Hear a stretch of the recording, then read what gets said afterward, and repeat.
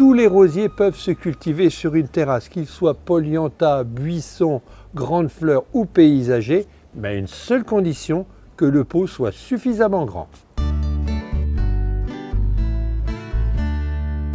Pour qu'un rosier greffé ait un développement optimal, choisissez un pot de 50 cm minimum de profondeur, car il possède un enracinement puissant. Peu importe la matière du contenant, pourvu qu'il soit résistant au gel et doté de trous de drainage.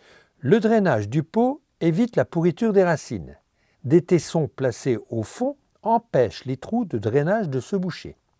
Les billes d'argile permettent un bon écoulement des eaux en cas de forte pluie. Le feutre sépare les billes au substrat.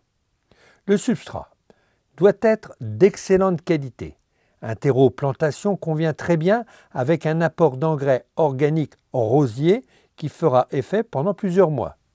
Ici, on constate qu'il s'agit bien d'un rosier cultivé en pot. La motte est couverte d'un chevelu important qui mérite d'être démêlé du bout des doigts. Le rosier est placé de telle manière que le point de greffe soit en dehors du substrat.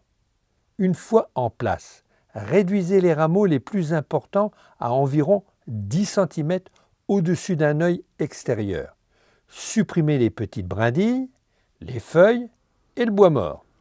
Si le point de greffe est sortant en été, il est préférable de le couvrir en hiver pour le préserver contre le gel. Et pour assurer une bonne reprise, surtout arrosez copieusement la première fois votre rosier pour chasser l'air dans le pot.